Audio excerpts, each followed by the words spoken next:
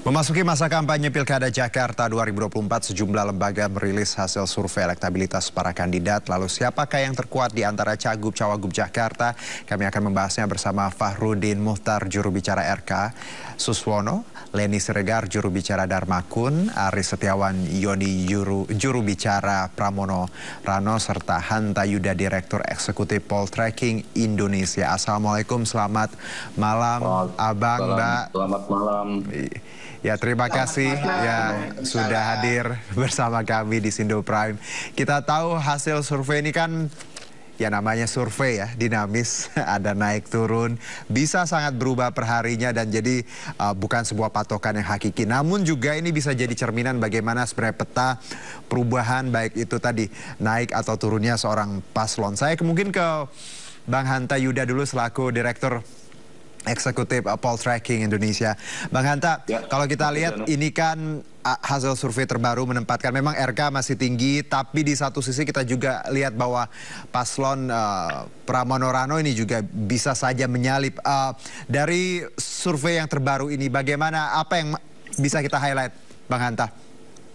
Ya, tadi di prolog sudah Mas Herjuno mengatakan tentang pasangan tunggal. Bisa melengkapi dari berpasangannya, yaitu Ridwan Kamil Suswono 47,5%, kemudian Pram Rano 31,5%, Dharma Kun itu 5,1%, dan tidak jawabnya 15,9%. Jadi kalau kita perhatikan memang lebih unggul Ridwan Kamil dan Suswono, tetapi di data kami belum mencapai angka 50% plus 1. Nah, ini menunjukkan bahwa modal awal dan Suswono ini memang cukup tinggi ya. Tapi yang menarik dari data tadi, kita perhatikan memang elektabilitas Cawagupnya lebih tinggi di Rano Karno ketimbang Suswono. Nah, kalau kita lihat dari data tadi, Ridwan Kamil dan Pram menurut saya memiliki kualitas personal yang bisa diandalkan. Satu, tentu juga Pak Dharma punya peluang. Yang kedua, Pram itu kontributif secara elektabilitas elektoral, ada posisi wakil, yaitu Pak Bang Rano itu memberikan kontribusi elektoral. Nah, kalau kita perhatikan dari 22 elektabilitas Pram itu menjadi 31 karena ditopang oleh Rano Karno. Nah, itu yang membedakan dengan Suswono ataupun Wardana. Yang ketiga, Pram punya potensi di mesin PD Perjuangan. Ini yang juga saya kira bisa memberi potensi naik turunnya. Tadi kan pertanyaan apakah yang faktor dinamisator yang dimiliki oleh masing-masing kandidat. Ridwan Kamil sama juga, memiliki kekuatan personal sama dengan Pram. Kita tahu sebagai Gubernur Jakarta dianggap berprestasi, tingkat kepuasannya di Jawa Barat, mantan Gubernur Jawa Barat maksud saya, itu cukup tinggi kepuasannya. Dan mesin politik Kim Plus itu juga bisa dikonsolidasi dan modal itu bisa dikapitalisasi saya kira untuk potensi pertumbuhan elektoralnya, Mas Juno. Kemudian dari Darmakun memang jauh ya selisihnya dibandingkan RK dan Pram, itu hanya 16%, sementara undecided votersnya itu masih 15,9%, juga sekitar 16%. Tapi di Jakarta ini swing voters, orang yang mungkin merubah pilihan tinggi, bahkan terbilang sangat tinggi, 42%. Dan pemilih rasionalnya juga tinggi, 48%. Artinya kemungkinan dinamika politik elektoral, posisi elektoral, pertumbuhan atau penurunan di Jakarta masih cukup dinamis. Meskipun per hari ini yang berpotensi paling unggul memang Ridwan Kamil. Kalau pilkada yang berlangsung seminggu lagi, saya berani memprediksi. Tapi mengingat Jakarta yang sangat dinamis dan pilkadanya masih hampir 2 bulan lagi, maka kemungkinan lainnya masih mungkin terjadi. Jadi dengan kata lain, Bang Hanta, bahwa ya 2 bulan lagi, waktu yang cukup panjang, jadi bisa saja ada yang nyalip seperti itu. Ada potensi karena selisihnya misal asumsikan saja, misalnya Pram mengalami tren naik 8%, sementara Ridwan Kamil tren turun 8%, itu cross dari 16% tadi. Itu yang harus diperhatikan. Tapi saya mau menambahkan ya, Darmakun dari data kami juga potensi bisa ingin menyasar ketika kami tanya ke publik, apakah Anda lebih suka yang partai atau non partai? Itu yang partai 43,2%. Nah, ini yang harus disasar karena elektabilitasnya kan baru 5,1% di data kami. Ada 22% yang mengatakan lebih suka kepada pemilih di luar partai politik. Nah, harusnya itu disasar ya oleh tim Darmakun. Nah, faktor-faktor kinerja, faktor personal, faktor program dan sebagainya itu akan menjadi faktor yang akan membuat fluktuasi dinamika politik elektoral. Jakarta aja tuh Pak, Anies pun itu di survei 3 bulan sebelumnya masih nomor 3, baru 2 bulan atau 1,5 bulan menjelang itu baru mendekati Pak Ahok, kemudian nomor 2 di putaran pertama, di putaran kedua baru memenangkan pertarungan. Jadi Jakarta dinamis, hati-hati buat Ridwan Kamil, ada peluang buat Trump untuk dinamika politik. Menarik tadi bahwa kinerja personal ini juga jadi pertimbangan, plus tadi swing votersnya tinggi, jadi bisa sangat berubah dalam waktu-waktu ke depan. Nah, saya mungkin ke Bang Fahrudin dari RK dulu. Bang, kalau kita lihat memang saat ini RK SUS memimpin, trennya juga bagus, tapi kalau lihat dinamikanya juga, bagaimana optimisme Anda dan juga tim melihat bahwa memang segala sesuatu mungkin, tapi kita tahu 2 bulan ini bisa saja banyak perubahan. Bang Fahrudin. Ya, boleh di-unmute terlebih dahulu, Bang. Nampaknya masih, ya. Baik. Silakan, Bang. Terima kasih. Ya, terima kasih, Bang Juno. Sebelumnya kami juga mau mengucapkan terima kasih kepada Bang Hanta dengan rilisnya survei beliau, sehingga juga bisa memotivasi kami. Pertama, memang perlu diketahui bahwa kami sejak awal begitu percaya diri, insya Allah akan leading, memimpin, sebab memang kami berangkat dari koalisi beberapa partai yang belasan partai yang bisa dikatakan kalau ibarat gerbong, lokomotif ini didorong oleh beberapa gerbong-gerbong di belakangnya yang semuanya besar, dan perlu diketahui di dalam setiap gerbong ini ada orangnya, ada masanya, dan konstituen kita itu berangkat dari situ. Sehingga memang sejak awal kami yakin betul insya Allah hasil surveinya juga akan menjadi tertinggi. Tetapi ini tidak membuat kami puas tentu saja, karena kami merasa bahwa seperti yang disampaikan tadi Pak Hanta, Jakarta ini sangat dinamis, sehingga pemilih-pemilih rasional juga tentu menjadi sasaran kami dengan program-program yang sangat realistis, sangat masuk akal, dan sesuai dengan apa yang menjadi kebutuhan di Jakarta. Sehingga kami bisa katakan bahwa insya Allah apa yang kami tawarkan, kami tidak terlena dengan hasil survei yang cukup tinggi, begitu saja saya kira. Nah, ya silakan Bang. Ya, misalnya bicara tentang program kerja, misalnya kami melihat bahwa salah satu persoalan di Jakarta ini kan adalah untuk memaksimalkan peran RW-RW yang ada di Jakarta. Di situ kami menggunakan prinsip DKI, sekalipun ke depan sudah bukan lagi DKI, tapi DKI yang kami maksud di sini adalah desentralisasi, kolaborasi, dan inovasi. Desentralisasinya akhirnya maksudnya bahwa kita membuat pemberdayaan semua di tingkat RW, yakni selain operasional yang mereka miliki biasanya, maka kami juga memberikan 200 juta per RW. Artinya dalam 5 tahun bisa dikatakan 1 miliar per RW, dan kolaborasinya di mana? Karena dari segi peruntukan dana tersebut itu mereka sendiri yang akan menentukan, sebab mereka yang memahami kondisinya sendiri. Contoh misalnya dari sekitar 2.700 RW di Jakarta, 450 diantaranya termasuk kategori kumuh. Tentu misalnya mereka akan prioritas menyelesaikan ketunjukannya dan seterusnya. Sehingga kami melihat ini tepat langsung ke sasaran, yakni masyarakat-masyarakat, tidak terpusat misalnya di balai kota yang kemudian diseluruhkan ke bawah, tetapi langsung memang pada RW masing-masing. Inovasinya juga adalah yakni pelibatan mereka langsung dengan masyarakat warga. Bang Fahrudin, kalau Anda melihat juga tren positif yang diraih oleh pasangan Pramono Rano yang juga cukup banyak naiknya dan diprediksi banyak pihak juga akan terus meningkat surveinya, bagaimana tim RK melihat ada kemungkinan-kemungkinan lain ke depannya?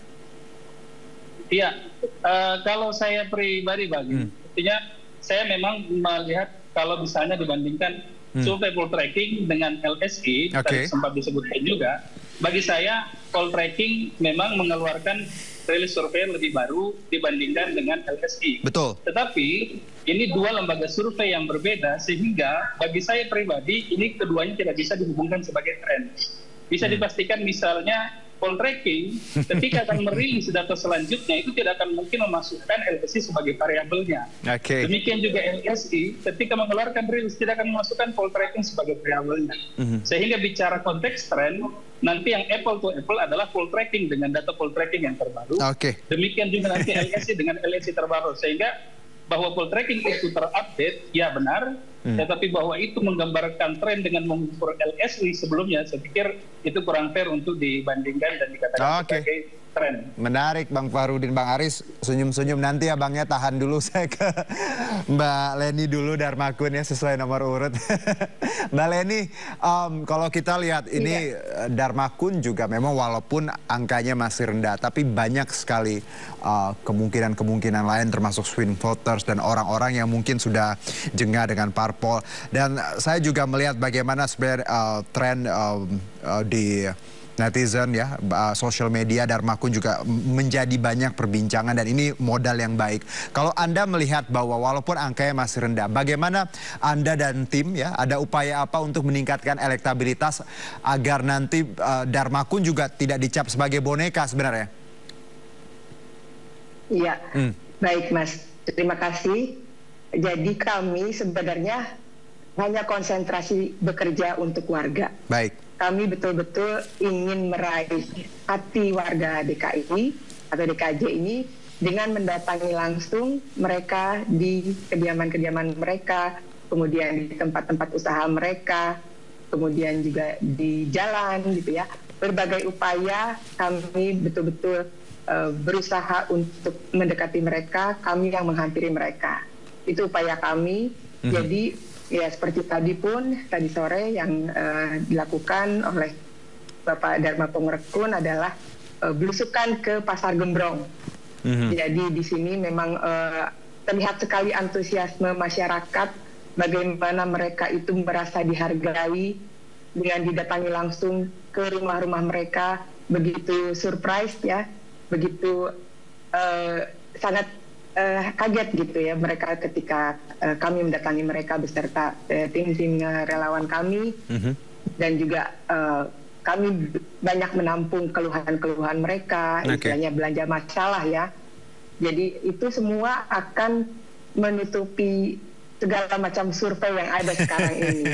Jadi kalau kami sejujurnya kami sudah beberapa kali ya diungkapkan oleh Ibu Siti Fadila Supari, kemudian juga oleh Master Alma ya, kami tidak begitu terkonsentrasi di survei gitu, karena kami melihat kenyataan di lapangan itu betapa besar respon mereka terhadap kami, terhadap kedatangan kami, dan itu tentunya menjadi bonding ya antara cagup atau cawagup dengan warga masyarakat. Disitulah realita yang sesungguhnya gitu. Baik. Realita yang sesungguhnya dari warga masyarakat itu mungkin jadi secara random juga bisa menggambarkan hasil survei yang sesungguhnya gitu loh Mas.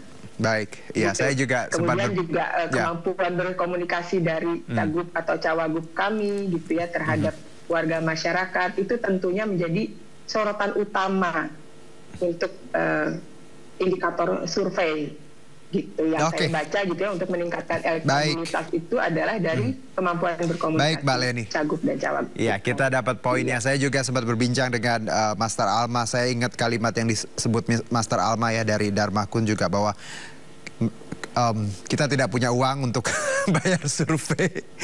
Itu juga.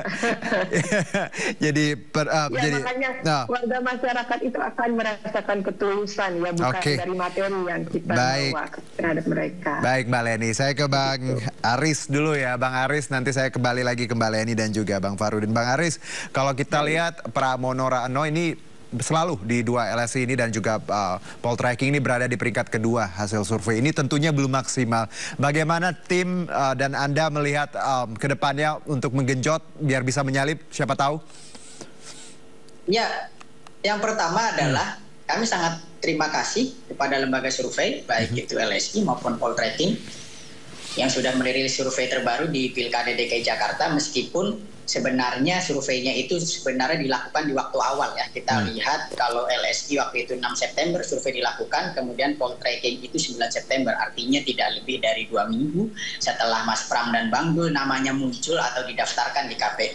Jujur saja, lebih dari maksimal ini malah. Kalau tadi Mas Juno sampaikan apakah ini belum maksimal, sudah lebih dari maksimal. Karena apa? Karena ekspektasi kita tidak setinggi sambutan masyarakat yang luar biasa terhadap Mas Pram dan Bang Dul. Bayangkan, nama Mas Pram belum pernah muncul satu kali pun dalam berbagai lembaga survei sebelumnya, tetapi saat disurvei untuk pertama kalinya langsung naik 28%. Kemudian selisih 3 hari menjadi 31%. Artinya apa? Selisih 3 hari. Kita kalau misal mau hitung-hitungan kasar bisa saja kita sampaikan bahwa ada penurunan elektabilitas 1% setiap harinya dari pasangan nomor urut 1. Misalnya seperti itu. Jadi ini masih ada kurang lebih 50 hari lagi ya bisa turun terus itu. Seperti itu kan kita bisa sampaikan seperti itu. Atau seperti ini. Tadi Mas Hanta Yuda sangat luar biasa menjelaskan bahwa gap 16% dari 47 ke 31 itu jangan dilihat 16%. Tetapi 8% itu, karena ketika kita naik 8%, otomatis ada yang turun 8%. Nah, kita asumsikan misalnya Pak Ridwan Kamil yang turun 8%, ini kan artinya hanya sekitar 8% saja selisihnya. Kita harus mempush 8%. Itu pun belum dihitung kalau ada margin of error. Misalnya taruhlah margin of error 2 ya, kita anggap misalnya margin of errornya 2, Mas Pram Bangdul lebih tinggi dari yang disurvei, artinya kan selisihnya hanya sebenarnya 6%. Dan ditambah undecided voters. Kalau kita melihat bagaimana sambutan luar biasa masyarakat dari Mas Pram dan Bang Dul yang setiap harinya terjun tidak kurang dari 7 titik setiap harinya, ini saya yakin bukan mungkin saja tetapi hampir insya Allah ini elektabilitasnya akan melampaui elektabilitas Kang Emil dan Mas Sus. Berarti Bang Aris dengan kata lain Anda mengatakan bahwa RK wajar kalau cukup tinggi karena sudah digaungkan jauh-jauh hari, sementara Pramono yang baru beberapa waktu lalu disebut dan dicalonkan langsung naiknya cepat, seperti itu kira-kira ya Bang Aris ya? Betul, gini. Betul sekali. Nah, tetapi seperti ini ada catatan yang sebenarnya harus diperhatikan bahwa dalam metodologi survei nanti mungkin bisa di cross check atau bisa diklarifikasi lagi dan dijelaskan oleh Mas Hanta Yuda bahwa yang paling ditunggu dan dinantikan ketika elektabilitas itu adalah tren. Ya, kalau trennya kita di atas, paling atas, kemudian trennya yang ada turun, nah ini yang membuat deg-degan. Karena ini terjadi Pak. Di Pilkada 2012, di Pilkada 2017 justru calon yang paling tinggi elektabilitasnya saat survei 3 bulan sebelumnya, 2 bulan sebelumnya, justru yang selalu kalah.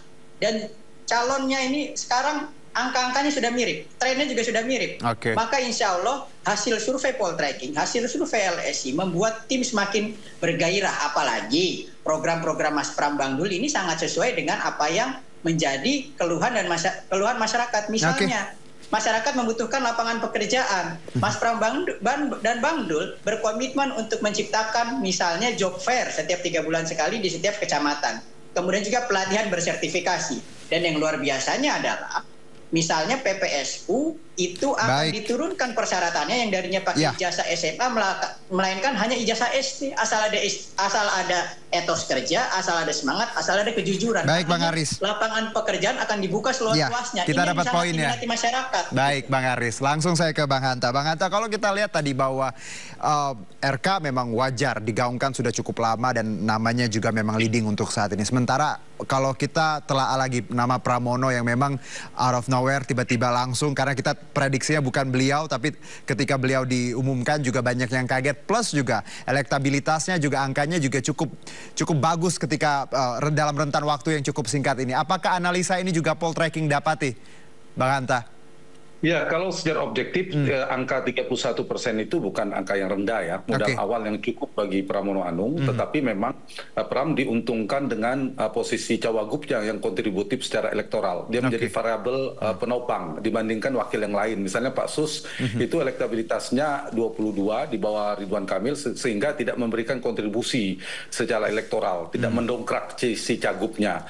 Nah, itu yang membuat salah satu Mas Pram menjadi naik. Coba kita perhatikan di sini, justru posisi Cawagup tertinggi itu ada di Rano Karno. Nah, Rano Karno 37%, Pramnya 22 ketika dipasangkan menjadi 31%. Itu mungkin bisa menjadi variabel. Yang kedua, memang betul Pram relatif, Mas Pram itu terbilang terlambat karena menjelang pendaftaran dibandingkan Ridwan Kamil. Meskipun data ini menunjukkan bahwa ini berpotensi buat siapapun.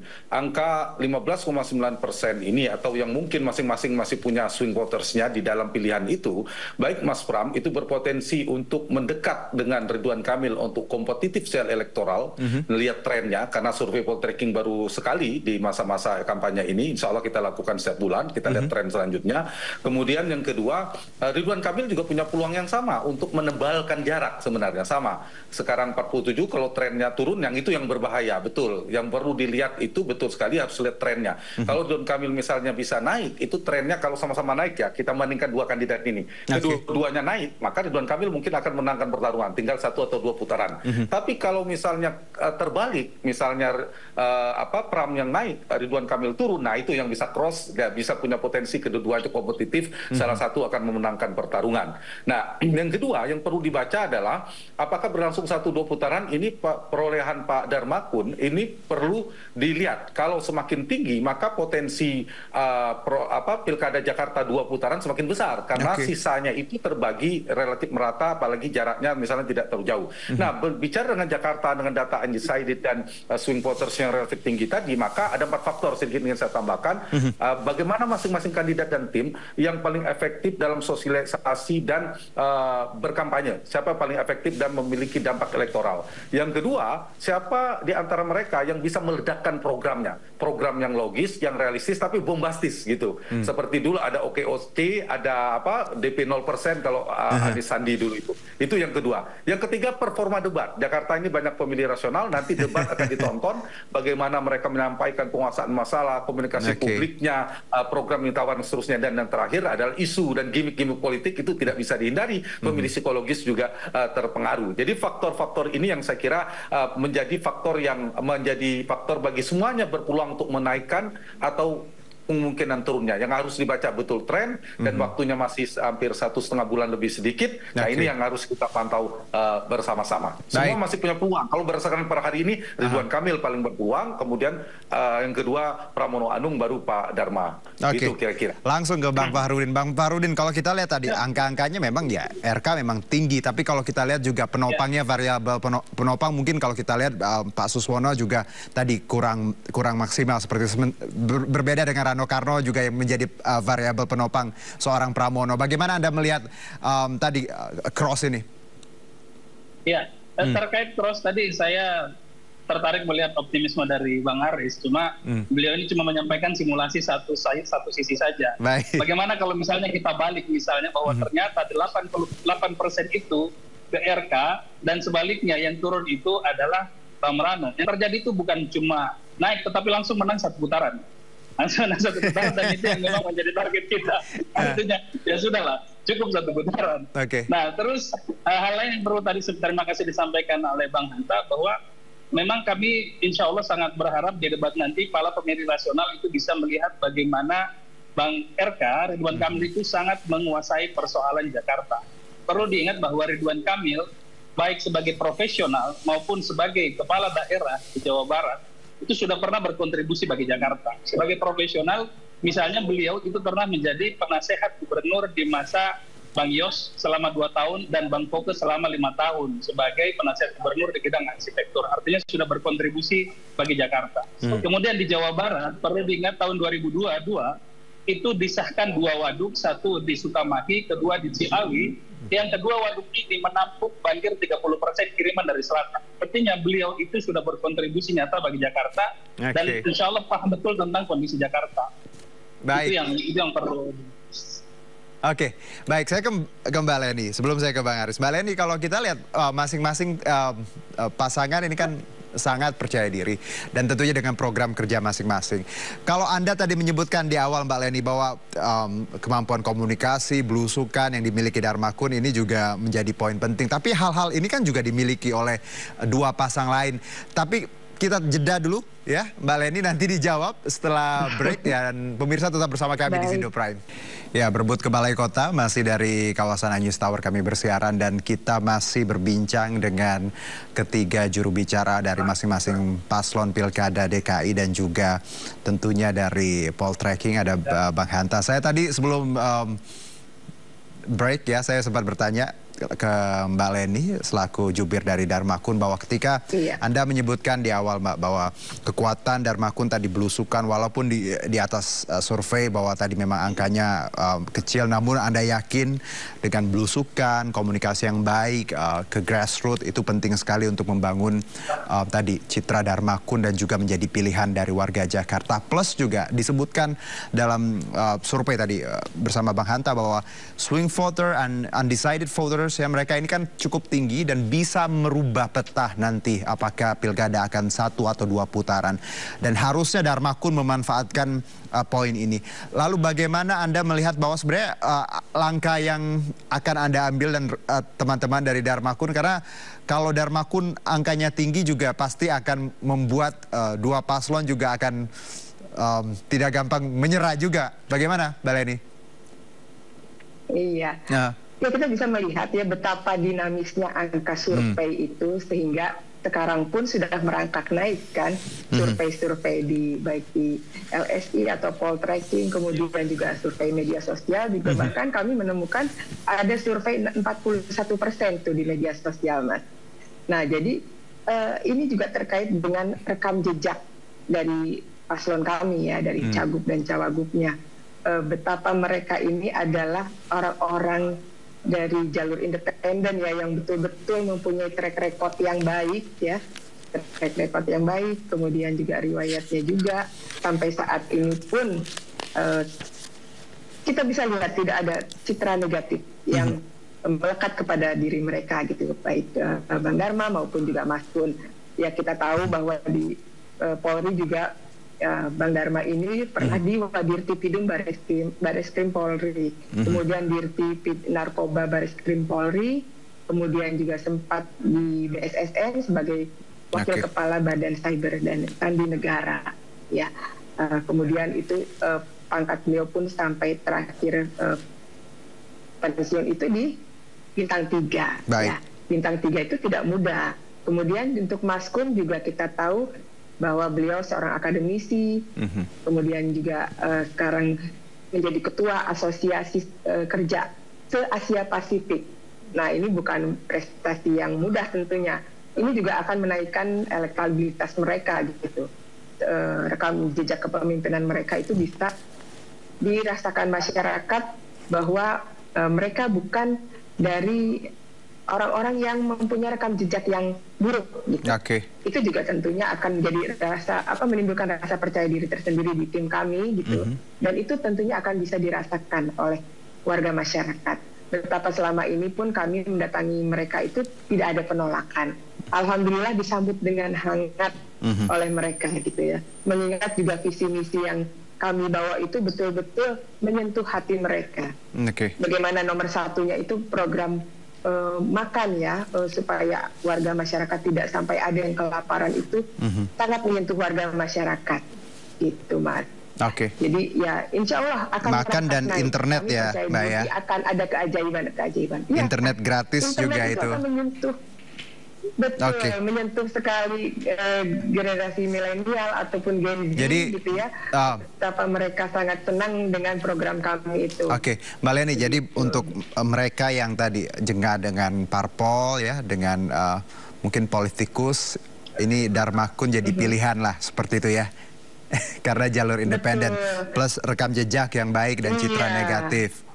Walaupun sempat kemarin kalau kita bicara NIK yang dicatut gimana Mbak Len? Oh itu kan kami tidak tahu sama sekali. Kami tidak tahu sama sekali. Kemudian juga paslon juga ya terkejut ya. Itu kok bisa seperti itu. Kami sangat tidak menduga ada kejadian tersebut. Mbak Leni, langsung saya ke Bang Aris. Bang Aris, kalau ya tadi masing-masing tentunya pede dengan poinnya sendiri dan bagaimana Pramono Rano juga tentunya percaya diri dengan angka yang makin bagus. Satu mungkin ya sebelum kita tutup diskusi ini, ada hal lain yang ingin disampaikan. Seberapa optimis Anda melihat bahwa Pramono Rano makin kuat, makin bisa ya tadi mungkin saja 2 putaran atau 1 putaran? Silakan Bang Aris. Kalau ditanya seberapa optimis, alhamdulillah feeling dan mood tim pemenangan Mas Pram dan Bang Dul ini sedang bagus-bagusnya, sangat optimis. Oke. Mengapa sangat optimis? Ini bisa dilihat dari setidaknya 3 indikator ya Mas ya. 3 indikator. Yang pertama adalah Mas Pram dan Bang Dul adalah sosok yang sangat merangkul semua masyarakat. Semua tokoh paling lengkap ya, baik tokoh pemimpin-pemimpin Jakarta sebelumnya itu sudah paling lengkap didatangi oleh Mas Pram dan Bang Dul. Bahkan tokoh-tokoh nasional seperti misalnya Pak Yusuf Kalla, ada Bu Megawati sudah dikunjungi. Kemudian juga ada Pak SBY, meskipun beliau ketua Majelis Tinggi Partai Demokrat.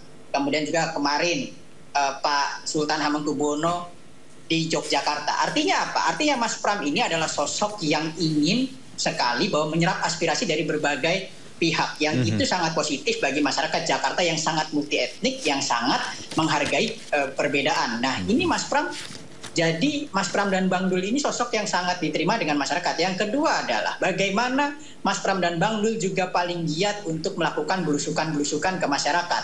Belusukan-belusukan ke masyarakat itu Mas Bang Dul misalnya setiap kita turun ke jalan itu bukan hanya sorakan dan teriak-teriak aja Pak, dan tepuk tangan, tetapi nyanyikan lagu sidul. Ini kan artinya apa? Masyarakat memang merindukan sosok yang paham betul lahir, tumbuh, dan besar ya dengan masyarakat Jakarta gitu loh. Ini yang masyarakat rindukan. Yang terakhir, yang ketiga adalah bagaimana sentimen media sosial. Tadi kalau misalnya disampaikan Ibu Leni, saya sangat tertarik juga kalau misalnya dikatakan ada survei media sosial, karena siapapun bisa melakukan survei media sosial. Kalau kemarin kami melihat ada survei media sosial, Mas Pram Bang Dul itu sampai 65% tuh dipilihnya. Tetapi juga kalau kita mau objektif dengan yang namanya sentimen, itu ada lembaga namanya Indonesia Indikator, itu lembaga yang sangat kredibel untuk melihat sentimen.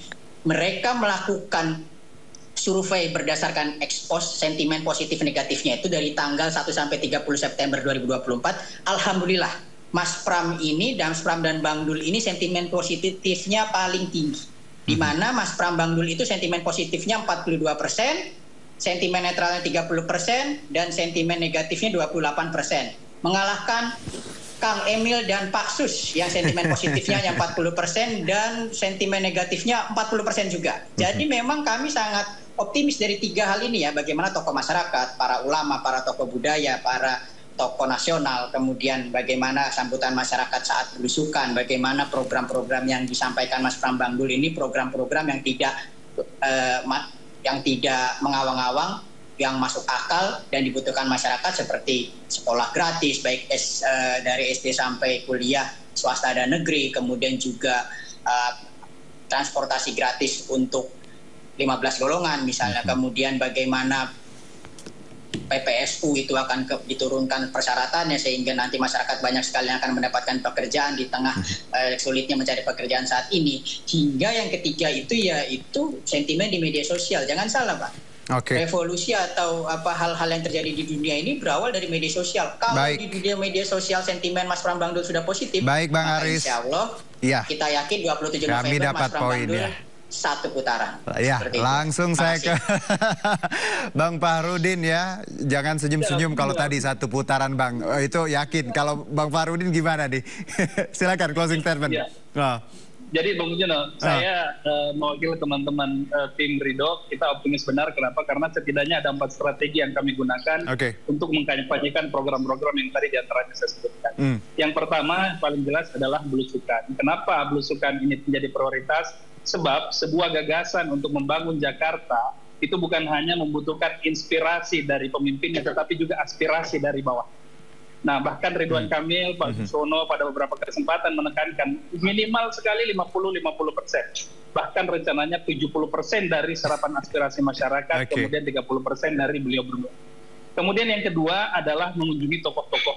Tokoh-tokoh yang dikunjungin ini bukan hanya tokoh-tokoh yang memahami Jakarta, bukan hanya yang mengenali budaya, tetapi juga tokoh-tokoh agama. Setidaknya ada 2 jas yang pernah beliau sebutkan. Pertama, jas merah, jangan sekali-kali melupakan sejarah. Yang kedua, jas hijau, jangan hilangkan jasa ulama.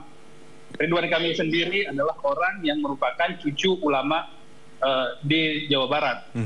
Kemudian yang ketiga, yang dilakukan tentu saja adalah event-event. Event-event ini juga bagian dari kampanye. Kampanye bukan hanya bersifat intelektual, tetapi juga entertainment. Perlu diingat bahwa Bang Ridwan Kamil ini adalah orang yang sangat disayangi emak-emak. Jadi emak-emak kalau ketemu Bang Erga itu bawaannya gemes saja gitu.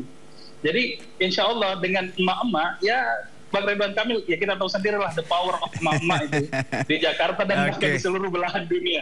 Dan yang terakhir tentu saja adalah sosial media. Mudah-mudahan dibandingkan dengan para kandidat lain baik gubernur maupun wakil gubernurnya, Ridwan Kamil sampai saat ini masih orang yang paling populer di media sosial dengan miliar dari followernya yang paling banyak dibandingkan dengan yang lain. Sehingga satu kesimpulan terakhir dari kami kalau boleh kami sampaikan dalam bentuk pantun, RK Suswono membeli baju dipakai ke Pagelaran. Jakarta Baru, Jakarta Maju, insya Allah satu putaran.